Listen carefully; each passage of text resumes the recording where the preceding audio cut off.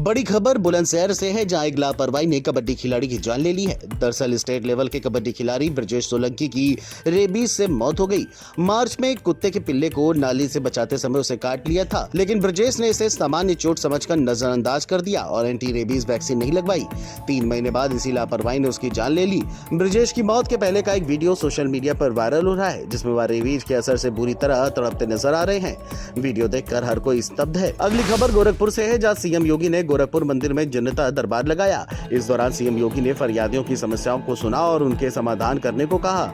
वहीं इस दौरान जौनपुर की क्लास 7 की छात्रा पंखुड़ी त्रिपाठी के लिए नया शैक्षणिक सत्र बेहद खास बन गया है। दरअसल आर्थिक तंगी के कारण उसकी पढ़ाई रुकने वाली थी, लेकिन योगी से जनता दर्शन में मुलाकात ने उसकी किस्मत बदल दी। पंखुड़ी ने जब अपनी समस्या बताई तो सीएम योगी ने वादा किया कि उसकी पढ़ाई नहीं रुकेगी, या तो फीस माफ होगी या सरकार इंतजाम करेगी। साथ ही पंखुड़ी की महाराज जी के साथ फोटो खिंचवाने की इच्छा भी सीएम ने पूरी की। अब बढ़ते हैं अगली खबर की ओर, जो यूपी के सियासी रिश्तों में मिठास घोलती है। दरअसल आज अखिलेश यादव का जन्मदिन है। इस मौके पर बधाइयों का तांता लगा हुआ है। इस बीच सीएम योगी ने भी खास अंदाज में अखिलेश को जन्मदिन की बधाई दी। योगी ने अपने ट्वीट में लिखा, उत्तर प्रदेश के पूर्व मुख्यमंत्री श्री अखिलेश यादव जी को जन्मदिन की हार्दिक बधाई। इस बधाई संदेश का जवाब देते हुए अखिलेश ने भी नरमी भरे अंदाज में लिखा, आपकी शुभकामनाओं के लिए हार्दिक धन्यवाद। इस छोटे संवाद ने एक बार फिर दोनों नेताओं के सियासी रिश्ते को चर्चा का विषय बना दिया। सोशल मीडिया पर समर्थक इसे खूब पसंद कर रहे हैं। इस बीच लखनऊ में अखिलेश यादव के जन्मदिन पर पार्टी कार्यालय जश्न के रंग में रंगा नजर आया। सुबह से ही हजारों कार्यकर्ता पार्टी मुख्यालय के बाहर जुटे और अब की बार मुख्यमंत्री अखिलेश यादव के नारे गूंजते रहे। कार्यकर्ताओं ने ढोल नगाड़ों के साथ जन्मदिन की शुभकामनाएं दी। कार्यकर्ताओं में जोश और उत्साह देखा गया। सपा नेता सुशील दीक्षित ने कहा कि आज सिर्फ जन्मदिन नहीं बल्कि 2027 में अखिलेश यादव को फिर से मुख्यमंत्री बनाने के संकल्प का दिन है। कार्यकर्ताओं ने मिठाई बांटी और अखिलेश की अगुवाई में सरकार बनाने की उम्मीद जताई। और जो लोगों में उत्साह है इस बात का है कि हिंदुस्तान में एक ऐसा नेता है जो आम लोगों के दुश्वारी को अपना दुश्वारी समझता है। वहीं चंदौली से समाजवादी माहौल की दिलचस्प तस्वीरें सामने आई है, जहां अखिलेश यादव के जन्मदिन पर उनके समर्थकों ने मंदिर में विशेष हवन पूजन का आयोजन किया। बता दें कि पीडीडीयू नगर में बने घोंघारी बाबा मंदिर में सपा कार्यकर्ताओं ने विधिवत मंत्रोच्चार के साथ अखिलेश यादव की दीर्घायु और राजनीतिक सफलता की कामना की। इस दौरान उनकी तस्वीर को टीका लगाकर मिठाई खिलाकर जन्मदिन की शुभकामनाएं दी गई।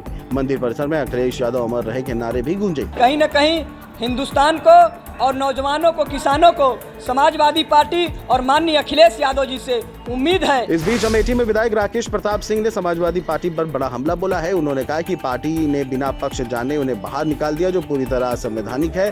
उन्होंने सवाल उठाया कि क्या सपा को संविधान की प्रक्रिया नहीं मालूम? किसी को निष्कासित करने से पहले नोटिस देकर जवाब मांगा जाना चाहिए। राकेश प्रताप ने शिवपाल यादव और रामगोपाल यादव की निष्कासन की घटनाएं भी याद दिलाई और कहा कि वह अमेठी की जनता और सनातन धर्म के लिए समर्पित है। उन्होंने कहा कि धर्म से बड़ा राष्ट्र होता है और उसका सम्मान सर्वोपरि है। बिना हमको नोटिस दिए, मेरा जवाब लिए, मेरे जवाब का बिना इंतजार किए मुझे पार्टी से निकाला गया है। उधर जौनपुर से बड़ी खबर है, जहां योगी सरकार में कैबिनेट मंत्री ओम प्रकाश राजभर ने समाजवादी पार्टी के अध्यक्ष अखिलेश यादव पर तीखा हमला बोला।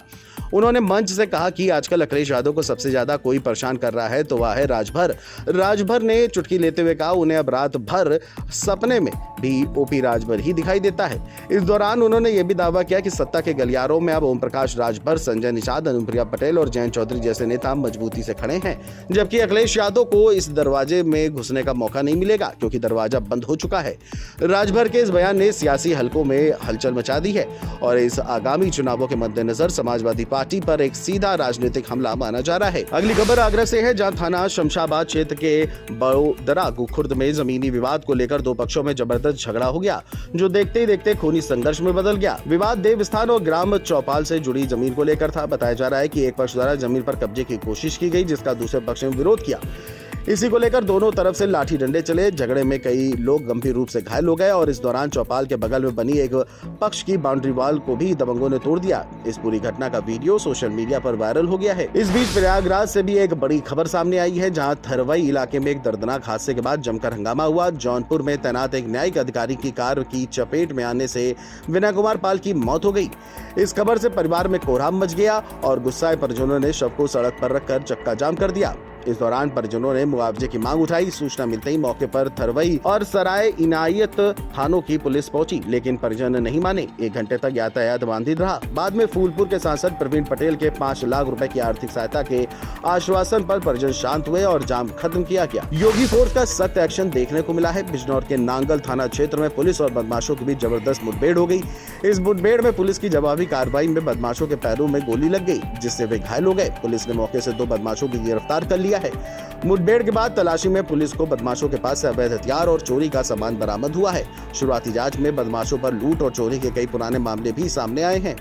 घायल बदमाशों को इलाज के लिए अस्पताल में भर्ती कराया गया है। वहीं प्रतापगढ़ में पुलिस ने 50,000 के इनामी बदमाश की कमर तोड़ दी है। दरअसल प्रतापगढ़ के पट्टी थाना क्षेत्र के करेला बाजार में हुई मारपीट और फायरिंग के मामले में पुलिस टीम ने बड़ी कार्रवाई की।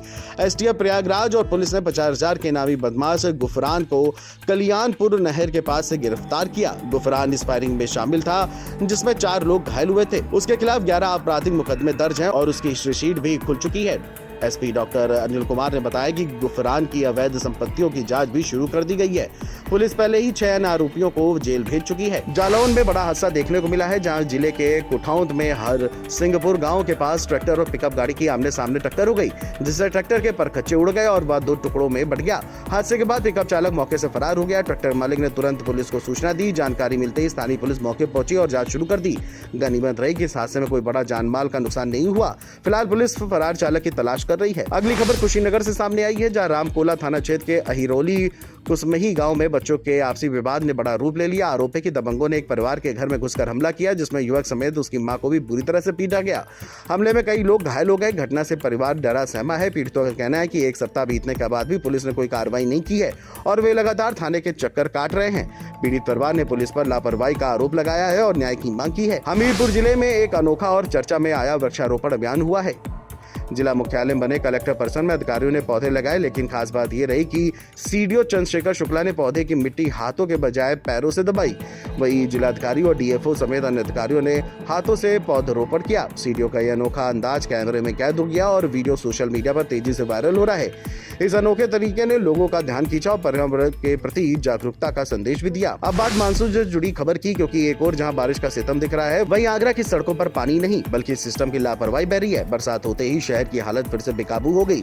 नालों की सफाई समय पर नहीं हुई और स्मार्ट सिटी के नाम पर करोड़ों रुपए खर्च हुए, लेकिन जमीन पर कुछ नहीं दिखा।